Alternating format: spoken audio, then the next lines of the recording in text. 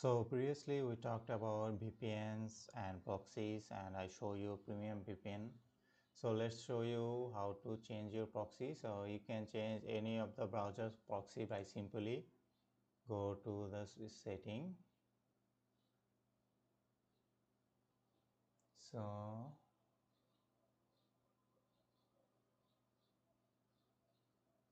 let's go to setting. Simply just search proxy.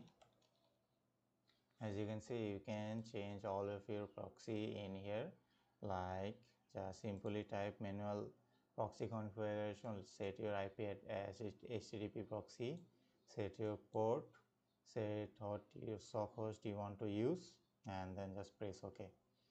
As you can see, in default it is using the auto detect proxy setting. Then also you can use some free VPNs inside a browser so that you can browse anonymously. So simply just type VPN extension and it will give you lots of free VPN that you can use on your browser. Like as you can see, it is from Chrome also, and a lot of the, as you can see, most of them are from Chrome.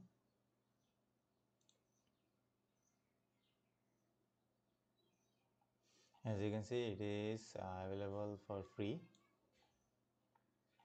This will not work similarly like a premium VPN, but it will most likely work a decent amount of speed and bandwidth. But as I previously told it, I will always prefer you to go for the premium VPN. And also you can install VPN inside Kali Linux that you want. Like there are some of them, just simply install by going to terminal and install the VPN that you want. So to become fully anonymous, one need to use like different machines plus like public Wi-Fi, because that can be destroyed when you done with your browsing. And one of the most important tool or browser I would recommend for browsing anonymous is Tor browser, and I already previously show all about Tor, so make sure you check that out, because Tor is the best known for anonymity. And if you're not familiar with Tor browser, so let's go simply go to Tor. So this is the Tor browser.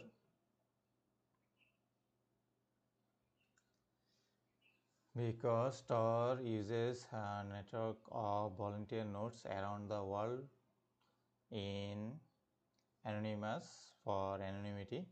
So Tor in short for the onion router that allows you to encrypt your internet traffic, and each time you connect to a web server or route the traffic through a random array of nodes before heading to a final destination. So there are dozens of ways to use Tor for many devices. Like the Tor browser is the most popular. So simply just you can use Tor both on Windows, Mac, and as you can see Windows, Mac, Linux, and even for Android. So I would say this is the best for browser if you are asking for a browser. Secondly, even though your internet traffic is encrypted and untraceable, an internet service provider or ISP can still detect whether or not you are using Tor. So this alone might be enough for raise suspicious, as Tor is often used for criminal activity online. So your ISP could choke your bandwidth, send you a cease or desist letter, or report you to authorities even if you didn't do anything wrong. So for this reason, we advise Tor users to use an obstruction tool like OBSF proxy. So turn on a VPN using Tor, and both OVFs proxy is a Tor project that makes encryption and that Tor routes traffic normal like an encrypted traffic, so it will be better. And another one is like a live operating system like CubeOS, which is best known for deleting all of those histories when you're done with your work or with your browsing online or on a public Wi-Fi. As you can see, the one of the best hacker that we know, Edward Snowden, used to use CubeOS. As you can see, if you're serious about security, this is the best OS available today, and it's free. I already shown how to install CubeOS, so check that out. This is one of the best for operating system. Previously we saw talked about for the browser, and this is for the operating system.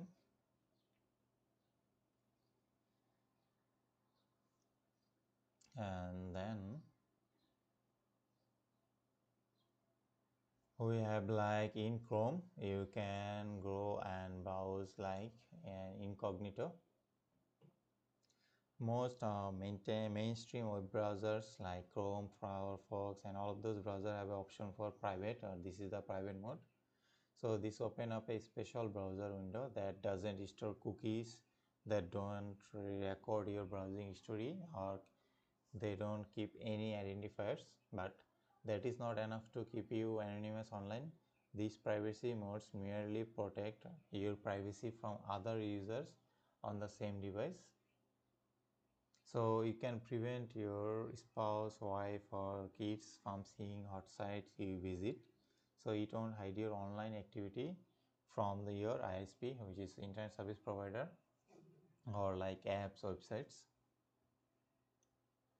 So that's one of the option you can use for to use anonymous.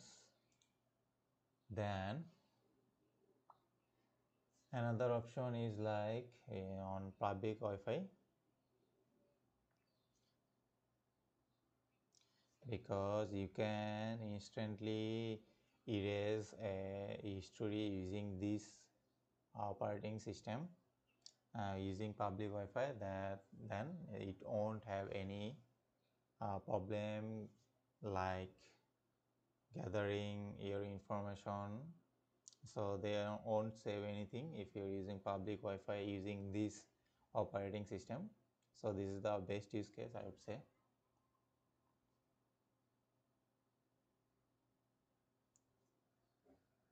Because all of those work or all of those evidence will be destroyed, and no will able to find you, and no will able to find any clue about what you did using CubeOS or Tor inside or using a public Wi-Fi.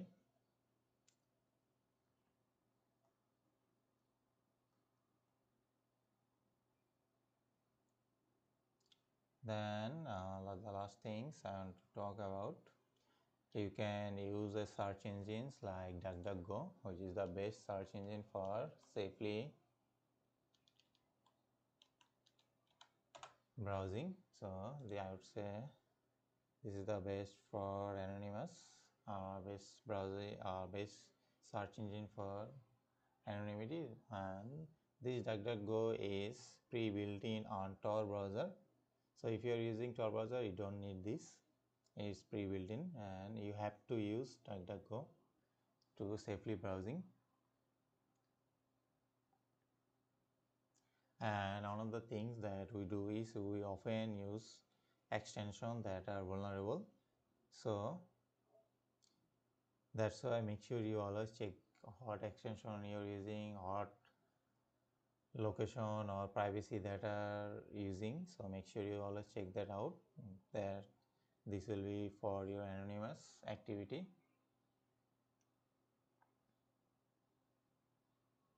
And secure your webcam and also Wi-Fi router, so that you can have like options, because it's been proven that webcams can be remotely activated and used to spy on users.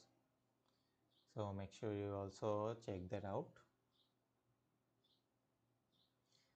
And if you are choosing between iOS and Android based, which is more anonymous, go with Android, because don't go and get comfortable and think you can totally anonymous on either. It is far more difficult to be anonymous on a smartphone than on computer.